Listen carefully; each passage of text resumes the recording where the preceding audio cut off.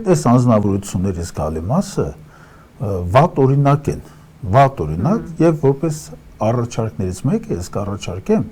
որ գոնե սրանից հետո երեխաներին չբերեն ազգային ժողով, որտեղ նրանք գալիս են իբր թե օրինաստեղծ աշխատանքի կատարողներին էին տեսնում, լսում են նրանց իբր թե զրույցը, ես կարծում եմ, որ գոնե մոտ 1 տարի այդ երեխաներին ազգային ժողով պետք է չբերեն, որովհետև ազգային ժողով դարձել է հայհոյանքների, լուտանքների, սպառնալիքների, քսմտելի զանազան գործողությունների հարու տալու, քացիներով խփելու վայր է դարձել։ Հիմա այս անձնական իրենց նկարագիրը դնենք մի կողմ, փորձենք հասկանանք, ենթադրենք այդ անձնավորությունները ինչ են ուզում, ուր են ուզում գնան, գաղտնիք չէ, որ ելույթ ունեցողներից գալի մասը ոչ տնտեսության մասին պատկերացում ունեն, ոչ երբևիցե տնտեսական որևէ գործունեություն են ծավալել եւ ոչ էլ փայլում են օրենսդիր իրավական դրույթները ճանաչելու այդ հարցի իմաստով։ Այս անձնավորությունները ստանում են նեղ կուսակցական, ոչ մասնագիտական հանձնարարություն գոռալու, աղմկելու, ոտերով խփելու, ձեռներով խփելու, ենթադրենք քիթ,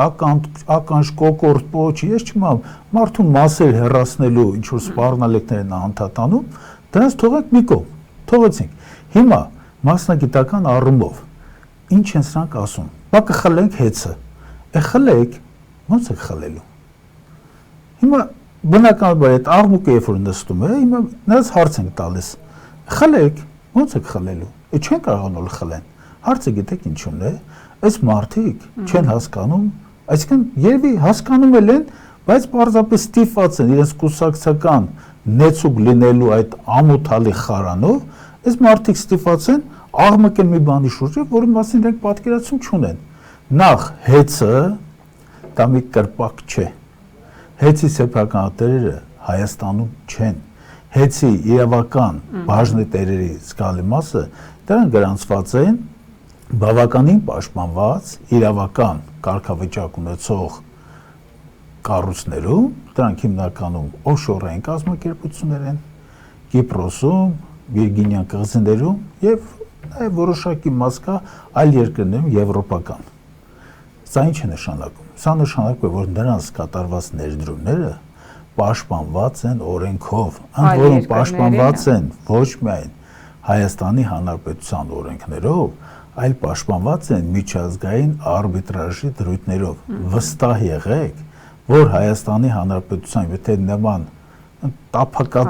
տափակածին դրույթներով փորձեն առաջնորդվել, նրանք բախվելու են միջազգային արբիտրաժին, հիմնականում Լոնդոնում է դրա գործառույթները իրականացում եւ Հայաստանի Հանրապետությունը նման կրկնում եմ նման տխմար, տափակ դիրքորոշման համար, որ արտահայտում են որոշ վայ օրենսդիրներ, Հայաստանի Հանրապետություն ստիպված է լինելու բացառապես աներկբա վճարելու ներդրումների կատարման ամբողջ գինը,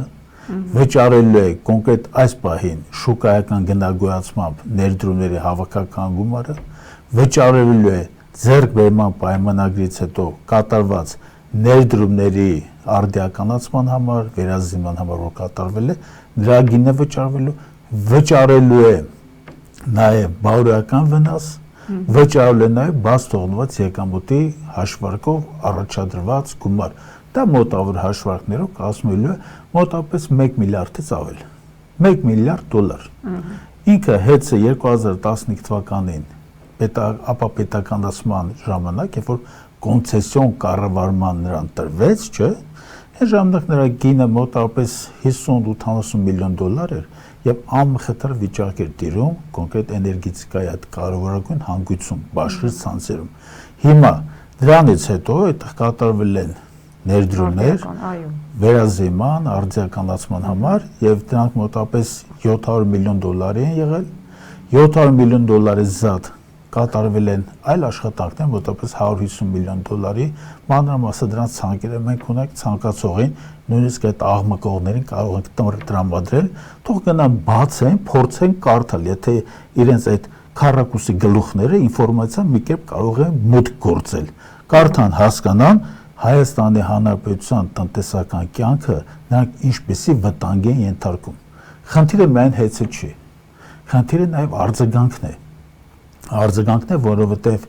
ցանկացած ներդրումներ կատարած իրավական անձի կամ մասնավոր անձից նման խլելու գործընթացի նույնիսկ կոչը առաջացնում է համապատասխան վերաբերմունք, արձագանք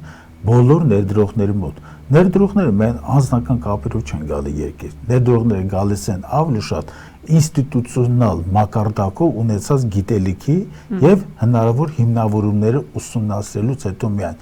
եւ ցանկացած ներդրող, որը որ նույնիսկ հարևանացիորեն այսպես ականջի ծերով լսի, որ մի երկրում խլում է մոտավորապես 1 միլիարդի հասնող կապիտալ կամ ենթակառուցվածքներ կամ սեփականություն, բնականաբար նա Հայաստանի մասին մոռանալու է եւ Հայաստանի Հանրապետություն շարունակելու է այն իրավիճակը, երբ Հայաստանի Հանրապետություն ներդրումներ չեն գալի, բայց միևնույն ժամանակ մենք ունենք Հայաստան Հանրապետությունում մի հետաքրքիր իրավիճակ, երբ ներդրումների խթանման հիմնադրամի ղեկավարը վերջերս նշանակվել Արադ Միրզոյանի կինը, ինչպես ասում են, շահերի բախում չկա։ Հիմա ես խորհուրդ եմ տալիս Արադ Միրզոյանի կնոջը, կոնկրետ այս ներդրումների վրա կախված վտանգը, որը տեսական է, նա ոչինչ էլ չի լինելու, վստահ եք, կիրառական իմաստով ոչինչ չեն կարողանալու անեն, բացարձակ չեն կարողանալու, ոչինչ չեն կարողանալու։ Ես հիմա խորհուրդ եմ տալիս Արադ Միրզոյանի այդ խոշորագույն տնտեսագետ կնոջը ուսումնասիրել ներդրումների գլխին կախված այս սպառնալիքը եւ փորձել որոշակի աշխատանքներ անել այս անմիտներին այս հիմար զբաղմունքից ետ պահելու համար։